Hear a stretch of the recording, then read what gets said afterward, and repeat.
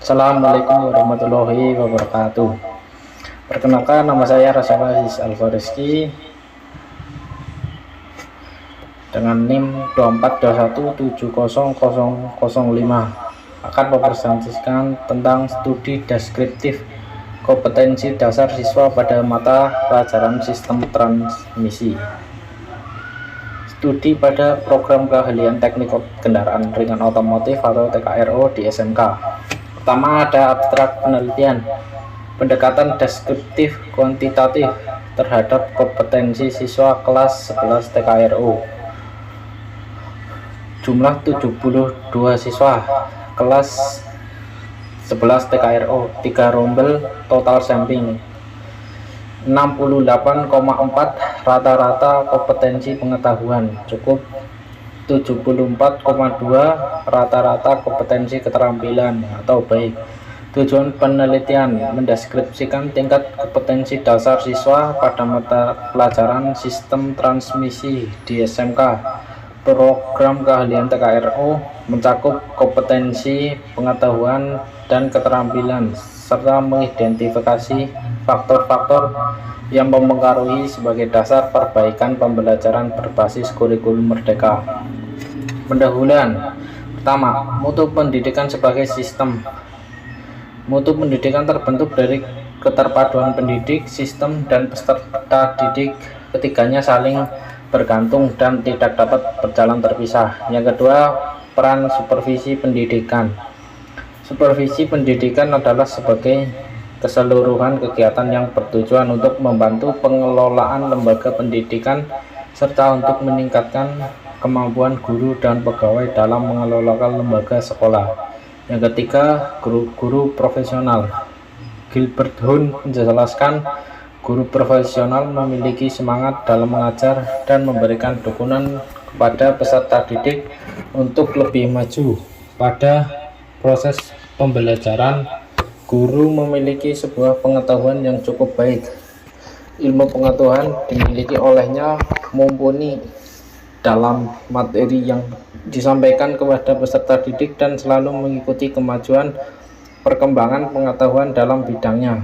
Pembahasan materi secara menyeluruh memberikan kepercayaan kepada siswa dan membangkitkan minat orang tua dalam memajukan skolastik, mampu menghadapi tantangan profesi, selalu memberikan semangat dan motivasi kepada peserta didik dan guru menunjukkan keahlian dalam perencanaan pembelajaran.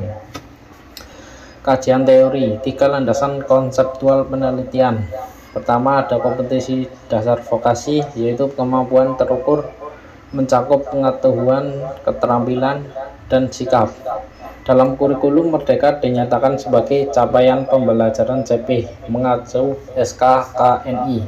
Yang kedua, ada sistem transmisi kendaraan ringan, mekanisme penerus tenaga putar mesin ke roda penggerak. Transmisi manual mencakup poros input atau output, roda gigi, percepatan synchronisor, dan shift fork. Yang ketiga, ada faktor yang mempengaruhi kompetensi.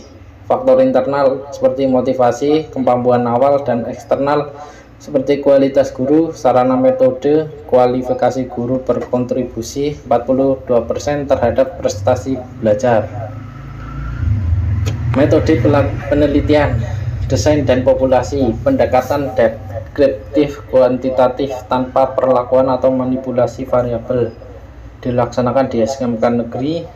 Populasi 72 siswa kelas 11 TKRO dalam 3 rombongan belajar, teknik sampling, total sampling, populasi terjangkau. Instrumen penelitian, tes tertulis 30 butir, validitas icons V 0,70, lembar observasi penilaian praktik, skala rating, pedoman wawancara semi terstruktur.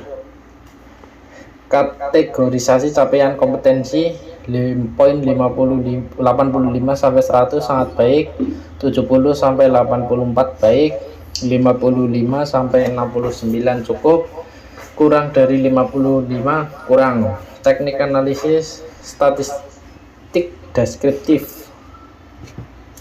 Hasil kompetensi pengetahuan 68,4 rata-rata sama dengan 9,7. Kategori cukup. Materi terendah mekanisme sinkronizer 61,2. Materi tertinggi identifikasi komponen transmisi 74,8. Distribusi kategori kompetensi pengetahuan dalam persen. Teman ini sejalan dengan Hidayat tahun 2021. Konsep sinkronizer paling sulit dipahami karena melibatkan dinamika, rotasi, dan gerakan aksial secara bersamaan. Hasil kompetensi keterampilan 74,2. Rata-rata SD sama dengan 8,3. Kategori baik.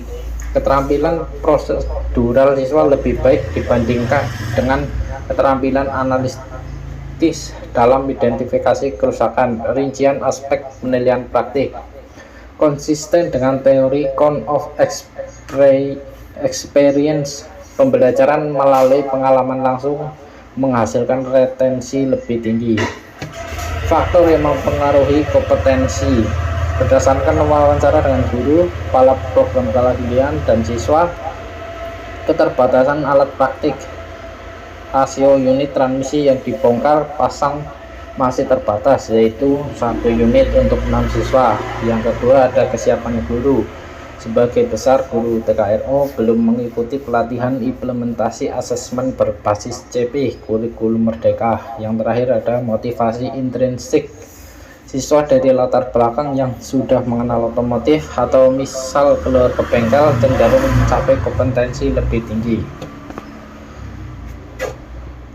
Kesimpulan dan saran. Kesimpulan, kompetensi pengetahuan kategori cukup rata-rata 68,4. Titik terlemah pada mekanisme sinkronizer.